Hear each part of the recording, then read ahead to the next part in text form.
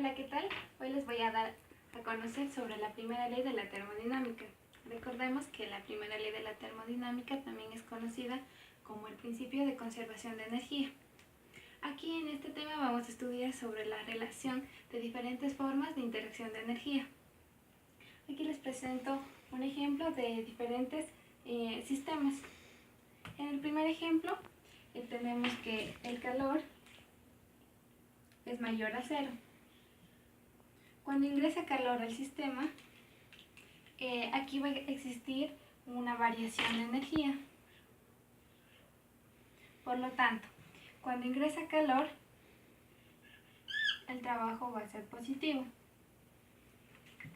Y en el siguiente ejemplo, aquí decimos que el trabajo va a ser menor que cero. Por lo tanto, cuando ingresa al sistema, también existe una variación de energía.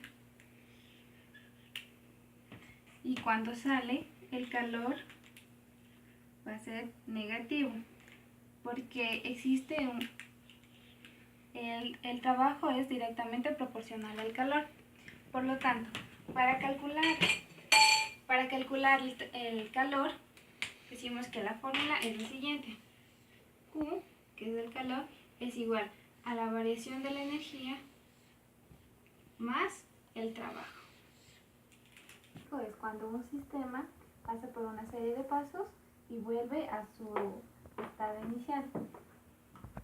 En la siguiente gráfica vamos a analizar que cuando un punto U1 pasa a un punto U2, existe aquí una variación de volumen, debido a que parte de un volumen menor a un volumen mayor, y igual de una presión mayor a una presión menor.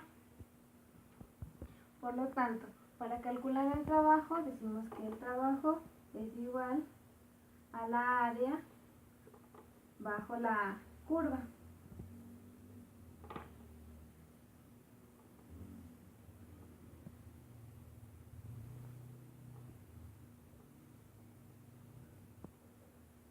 Ya. Para calcularle el trabajo, decimos que el trabajo es igual a la integral del volumen 1 a un volumen 2 por la presión y por el diferencial de volumen.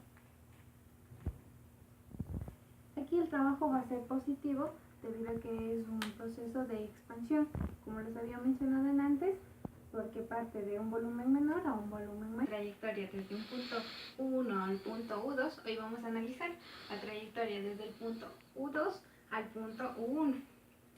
En este ejemplo también existe una variación de volumen, pero hoy parte desde un volumen mayor a un volumen menor.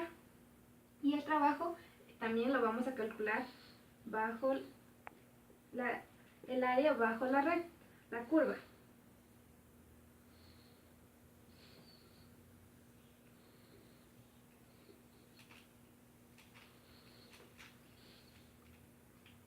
Para calcular el trabajo también vamos a usar la misma fórmula que la anterior, pero ahora nos va a dar un trabajo negativo, debido a que es un proceso de compresión. Termodinámicos.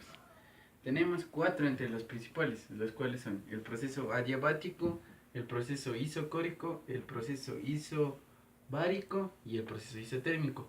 Cada uno de estos tiene una característica perteneciente a cada uno de ellos. Entonces sería el proceso adiabático, nos quiere decir que no existe transferencia de calor. Si reemplazamos que no existiría transferencia de calor aquí dentro de la fórmula principal para calcular el calor, se nos haría cero el calor, entonces nos quedaría solamente delta U más el trabajo.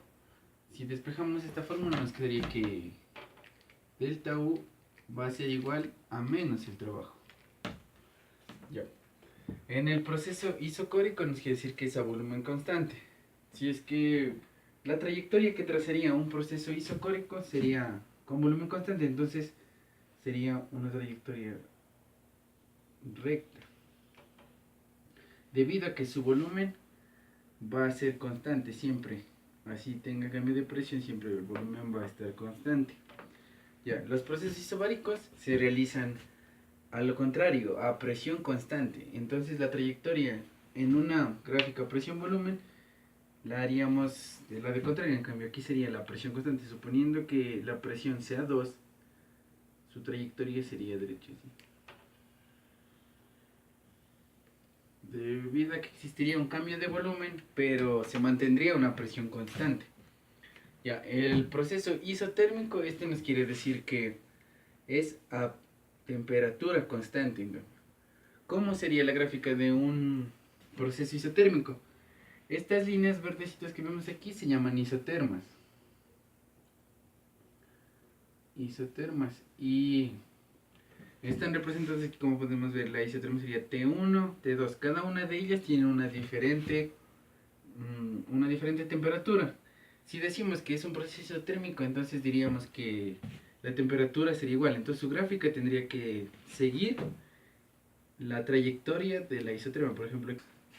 Entonces, para el cálculo de energía vamos a tomar en cuenta cada una de las características de las que tiene cada uno de los procesos. Entonces, primero para el proceso adiabático. El proceso adiabático nos decía que no existe transferencia de calor. Entonces, si reemplazamos que Q sería igual a 0 en la primera ley de la termodinámica, nos quedaría que 0 es igual a la variación de la energía más el calor.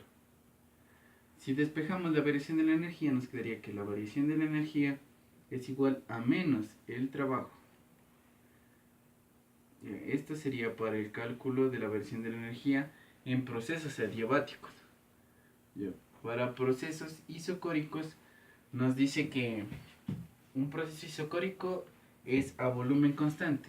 Entonces, anteriormente ya habíamos dicho que si una trayectoria lleva un proceso isocórico o es isocórica, el trabajo sería igual a 0 debido a que no existe cambio de volumen. Entonces nos quedaría aquí que delta U es igual al calor.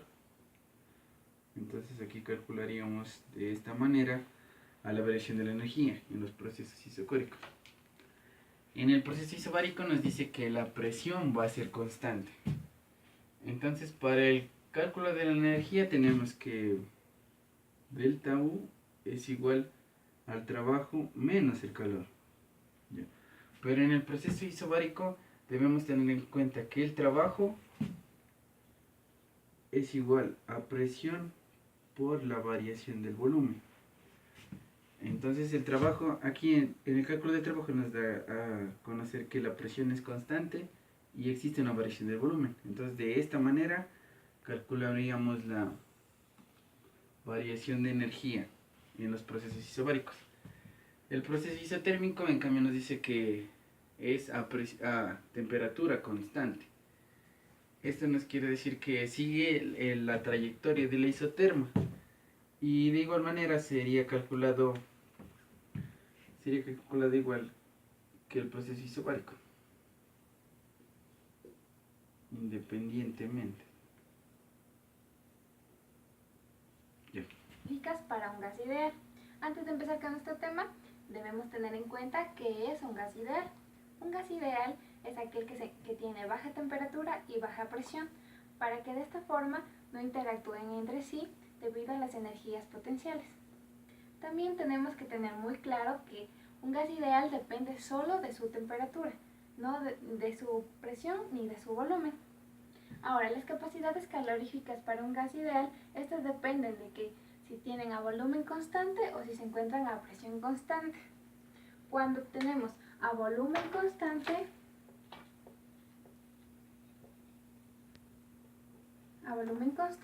utilizamos la siguiente fórmula, que es Q por el número de moles por la capacidad específica del volumen y por la variación de temperatura. Ahora, cuando tenemos a presión constante, utilizamos la siguiente fórmula, que es Q por el número de moles por la capacidad específica de la presión y por el diferencial de temperatura.